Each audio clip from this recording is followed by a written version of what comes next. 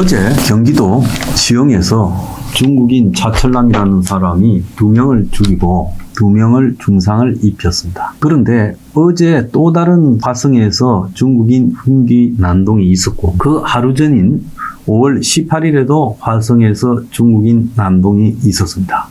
그러니까 불과 하루 사이에 경기 남부 지영에서 1건, 화성에서 2건의 사건이 벌어졌어요. 먼저요, 이 차철남이라는 조선족은요, 저는 중국인 동포라고 이름을 붙이는 데 대해서 이런 자에게 중국인 동포라는 이름을 굳이 붙이는 게 저는 옳지 않다. 조선족이라고 불러야 된다 생각을 합니다. 이 사람은 자신하고 원한 관계에 있는 사람 둘이 형제간인 피해자 둘이를 먼저 죽이고 그리고 편의점에서 주인을 찌르고 또 그 근처에서 자기가 사는 집 주인을 또 칼로 찔렀다는 겁니다. 그래서 경찰이 편의점 사건 발생 이후 차를 타고 도주하는 이 사람을 집을 갔다가 이제 주소를 확인해서 가보니까 원님의 오래된 시신 항구가 나왔고 사고가 난 편의점 인근 주택에서 시신 항구가 추가로 발견됐다는 거예요. 그래서 원래 앞선 시신 항구가 나온 범인의 원룸과 100m 떨어진 곳에서 발견됐는데 그러니까 뒤에 발견된 시신은 형제 관계인 앞서 발견된 오래된 시신의 동생으로 그들이 사는 집으로 추정되고 있어요.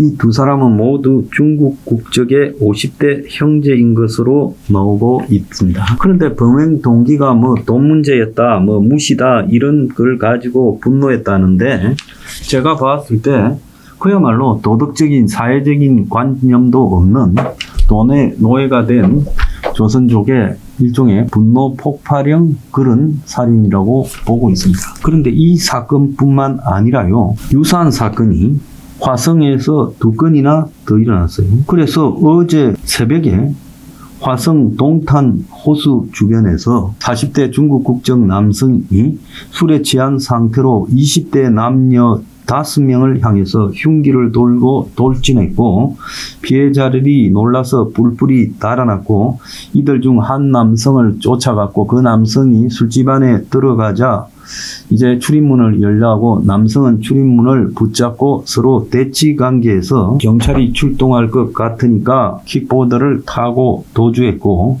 경찰은 이 코드 제로라는 강력범죄 신속 대응을 발령하고 수색에 나서서 30분 만인 4시 40분에 범인을 긴급 체포했다는 것. 술에 취해 있었고 범인은 피해자와는 일면식이 없었는데 다행히 인명피해는 나오지 않았지만 무시무시한 일이 벌어진 거죠. 자, 그런데 그 옆에 화성 병점에서도 그저께 18일 오후 10시 50분 50대 중국인 남성 B씨가 중국인 남성이 콜라 한 병을 훔친 뒤 거리에서 행인들을 향해 흉기를 꺼내고 고성과 욕설을 지르며 위협하는 사건이 발생했는데 이 사람은 인근 할인마트에서도 똑같은 행동을 벌였고 경찰이 출동해서 검거했습니다. 그래서 유사한 사건이 3건이나 하루 사이에 화성에서 벌어졌어요. 이것은요, 최근에 중국인들 노동자들이 들어와 있다가 일자리가 한국에도 별로 없고 삶이 팍팍해지니까 폭발한 걸로 보이는데 평소 한국에 들어와 있는 조선족이나 중국인 상당수가 흉기를 들고 다니다가 묻지마 살인이나 묻지마 치상을 하는 경우가 매우 잦았습니다. 앞으로요, 국내에 있는 중국인들의 처지가 경제 악화에 따라 가면 갈수록 전부 시한폭탄이 될 수 있다. 저 사람들의 특징은요, 도덕, 양심이나 사회적인 이런 수양 자체가 되지 않은 사람들이 대부분이다. 그래서 술 한잔 먹고 우발적으로 칼을 휘두르는 일이 지금 여기저기 나타나고 있고 또 별것도 아닌 걸 가지고 원한과 분노를 갖고 있다가 보복살인을 하는 일이 비일비재요. 이번 말고도요. 심지어 식당에서 대화하다가 상대가 무시했다고 칼을 뽑아 흔든 중국이나 조선족들도 있었습니다. 그래서 대림동 일대에서 이런 사건이 빈발하잖아요. 그래서 저는 한국에 거주하고 있는 100만 명도 넘을 걸로 보이는 그래서 전체 외국인들 중에 절반이 넘을 걸로 보이는 중국인과 조선족에 대해서 이제 정부가 나와서 정리를 해야 된다. 저들을 저렇게 방치하는 것은 시한폭탄이 될 수 있다. 평소 스포시 보도나 5+3에서 말했던 외노자 정리가 이제 이루어져야 된다라고 생각합니다. 무분별하게 중국이 요즘 먹고 살기가 어려우니까 한국에 들어와서 돈벌이 하려다가 저런 사고들이 지금 빈발하고 있어요. 이것뿐만 아니라 제주도에서도 요즘 제주도가 중국 섬이 되어가고 굉장히 민망한 일들이 벌어지면서 청정섬 제주도의 가치가 폭락하는 일이 지금 발생하고 있습니다. 그래서요, 어제 길에서도 대변을 누고 심지어 남의 유골함을 절도하고 제주도가 중국 섬대나 무성 경고라는 그런 기사가 보도됐습니다. 서울신문에 청정섬 제주가 외국인 관광객 범죄와 무질서로 몸살을 앓고 있다. 18일 제주경찰청에 따르면 지난 50일 동안 특별 치안 대책이 제주도에 발표되었음에도 외국인 범죄자 115명이 검거됐는데 지난해 같은 기간보다 53.3%가 급증했다. 이 중에는 납골당 유골함을 훔쳐서 돈을 내놔라고 협박한 중국인도 있고 제주도에 무사증 입국 제도를 악용한 불법 체류자 56명도 적발됐고 기초질서 위반은 너무 흔해졌다는 거예요. 하루 평균 50건에 해당되는 무단횡단, 음주운전 3건, 무면허 운전 14건, 중앙성 침범 18건, 무단 투기 56건, 노상 방뇨도 단속이 되었는데요. 제주도에 지금 3월까지의 외국인 기초질서 위반에 중국인들 위반이 77.2%를 차지했다. 이런 상황에 대해 외신들도 우려를 표시하는데 대만의 자유시보라는 신문은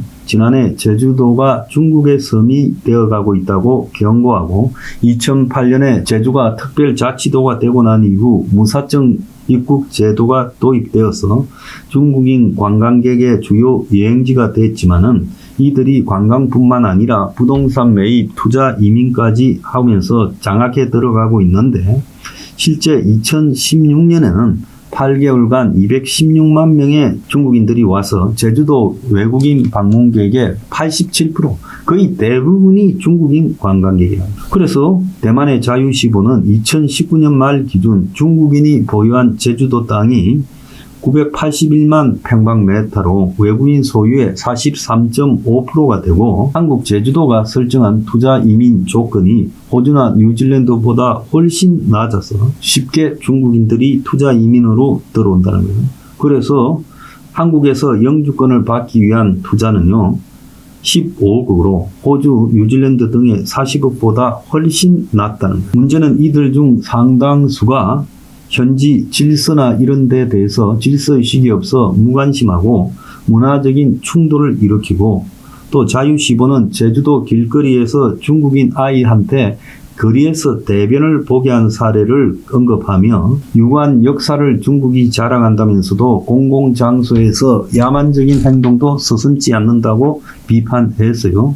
지금 제주도는 중국인들 뒤치다거리에 시달리고 있어요. 제주도가 중국인에게 완전 장악되는 중국 섬이 되기 전에 제주도가 이거면 대책이 마련돼야 된다는 거예요. 중국인이 기본적으로 시민의식, 질서 그리고 공동체에 대한 이런 의식이 부족해서 좀 저질 성향들이 많지요. 이런 중국인들이 한국뿐만 아니라 유럽의 유명 관광지에서도 이 짓을 하다가 아예 중국인 출입 금지가 된 서위서의 관광 열차도 있고 그렇습니다.